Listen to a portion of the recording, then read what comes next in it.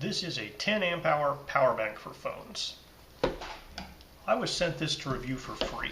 If you wanted to purchase it, the MSRP is $30, but I've seen it listed for sale for $20, so I think you could buy it for about $20. They haven't paid me for my review, and my opinions remain my own.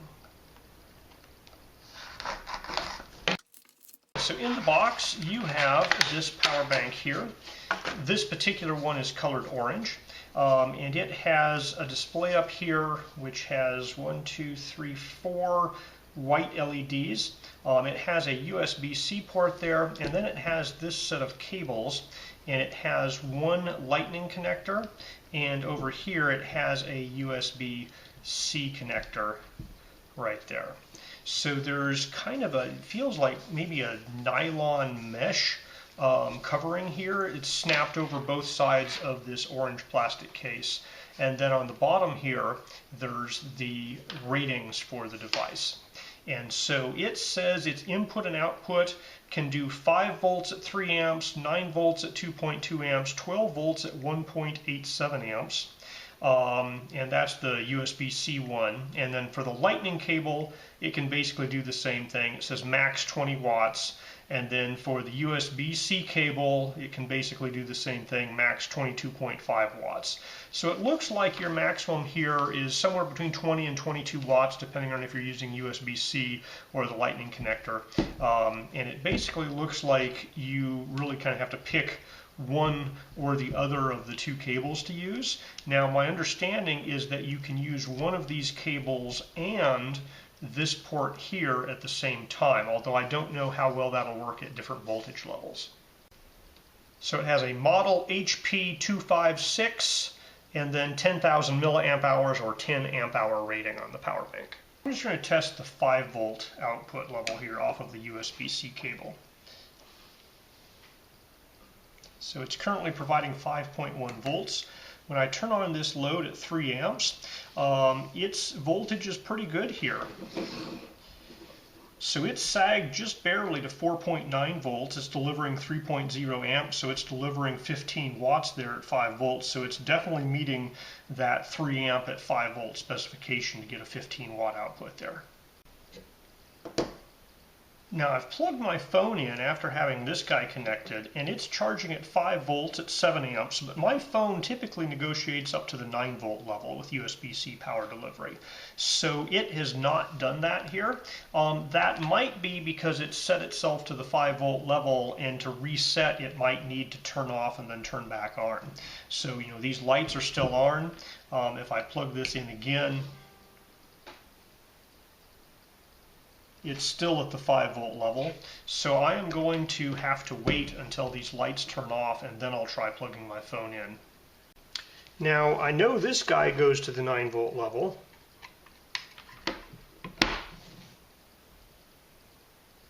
So there, that did negotiate to the 9 volt level with this guy. And that's typically a quick charge device more than a power delivery device, but it is drawing 9 volts, 1 amp, so it's only drawing 9 watts here, but my phone isn't really very discharged. So it did work at the 9 volt level with this device, but for some reason my phone didn't want to go up to the 9 volt level, and that might be because my phone's mostly charged already, but it just says charging. It doesn't say charging rapidly. So there's a little bit of funkiness there where it may not do full power charging off of that USB-C cable. I'm going to try the USB-C port. So I have my own USB-C cable plugging into that USB-C input-output port, see if we get any different behavior. Now this does say charging rapidly. So out of that USB-C port, it properly connected and charged at the 9 volt level with my phone.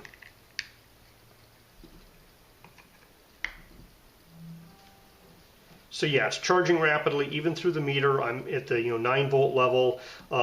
So there is a behavior difference between that USB-C in output port and this USB-C cable. Just to check that again, I'm going to plug this USB-C cable in. Last thing plugged in was at 9 volts. It's just charging. It's not charging rapidly. It's still at the 5 volt level. If I take this USB-C connector, flip it over 180 degrees, plug it in, it's still charging.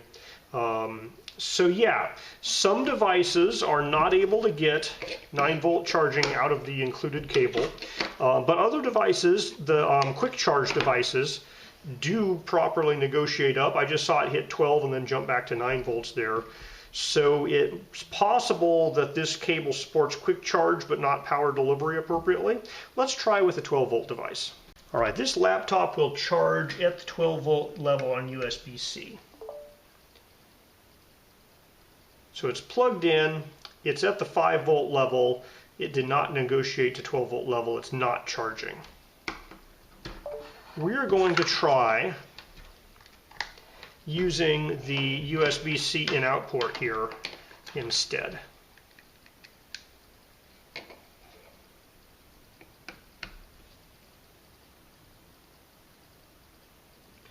And I'm not getting any power delivery negotiation or anything there with that laptop through the meter. I'm getting absolutely nothing with that. Let me see if I can go through the cable. Didn't hear anything. Laptop is not charging, so that is simply not working at all there.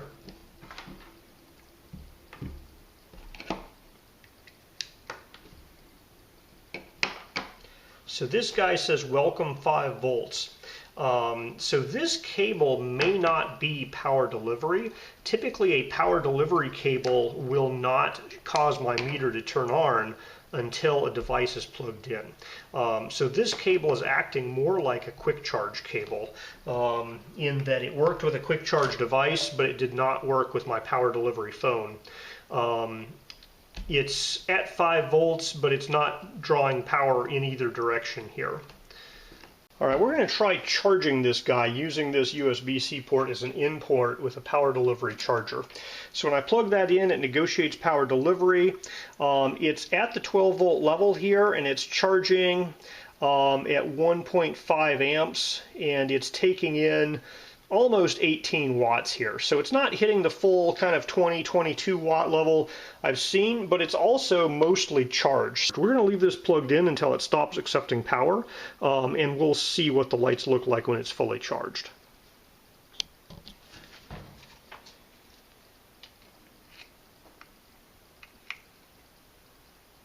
Huh. But right now my meter is not showing anything. So the lights are white. Plug it in. And my meter's got nothing. That's weird. I'm going to plug it in just here. Okay, now we have a green light with a flashing light. So it looks like it's negotiating and charging something. I'd feel a lot better if my meter would report what it was doing here.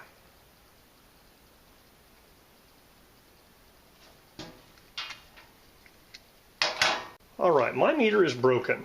I've used this meter for lots of different tests. I've plugged lots of devices in it. I've put 100-watt power through it multiple times, but plugging into this device is where it died.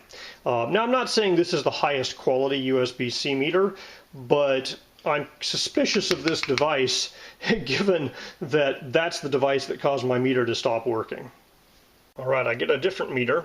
It is working at the 12-volt level. It's charging at 1.46 amps.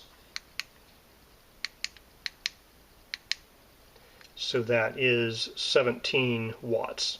Okay, this guy looks to be fully charged. The lights have stopped blinking. It is drawing 0.3 watts, but I think that's just the power used to kind of keep these lights going. Okay, I've set this guy up to discharge it. We're starting just about 1:30 p.m. and this is a 5-volt load, and it's drawing about 3 amps. It's providing 4.92 volts at 2.93 amps.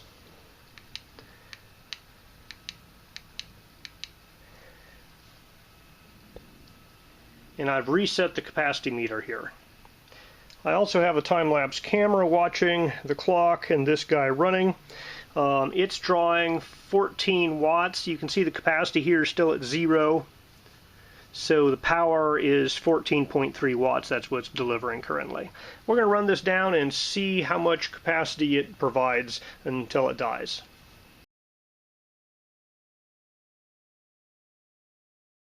All right, the capacity says C6 181 when we got done with this thing. All right, the time lapse showed that this guy ran from 128 to 333. It was delivering 3 amps at basically 5 volts the entire time. So it was delivering, 14.4 watts the entire time. The amp counter said it basically delivered 6.1 amps at 5 volts. So it basically delivered 30 watt hours. If it has a 10 amp hour battery at 3.7 volts, the battery will contain 37 watt hours. So it's basically, going to be some efficiency losses for converting to 5 volts and exporting it over USB. So it seems pretty reasonable that the battery capacity is probably pretty close to a 10 amp hour battery. When it's fully discharged, you get a single blinking white light for just a couple of seconds and then it shuts off. A key limitation of these built-in cables is you cannot charge it from the built-in cable. The only way to charge it is by plugging a USB-C cable into that port. So if you want to be able to charge this on the road, you need to have a power adapter with a cable that'll plug into it. I've plugged this guy in, we're going to charge it back up. It has negotiated a 12 volt charging level and it's drawing 1.5 amps at 12 volts. And we have reset the capacity meter here, and so we'll see what capacity it does to charge back up again here. So the charging rate is at 18 watts. Alright, this guy's done charging. It took 3.68 amps at 12 volts, so that is about 44 watt hours to charge. Okay, this is a USB-C to 12 volt barrel connector cable. I believe it might use the programmable power supply interface. And so plugging it into the USB-C port, it activated this guy. And it is developing 12.02 volts and exporting that out. Now there are some good things about this guy having a quick charge cable that has a USB-C output port. I have an old tablet here, and this tablet is old enough that it has a USB-C input port, but it does not negotiate USB-C power delivery. So it will not charge with power delivery, but it will charge with a standard kind of quick charge type cable. And so this power bank can charge that older tablet. So the battery capacity of this guy appears to be the 10 amp hour that it claims. I like the fact that it has built-in cables. I always like that on a power bank. I don't like the fact that this USB-C cable doesn't do power delivery. It's basically just kind of equivalent to a USB-A to C cable, where it always has 5 volts at the end when you push the button. It does support the quick charge standard. So as long as your phone supports quick charge standard and doesn't require USB power delivery, this cable will work fine for it.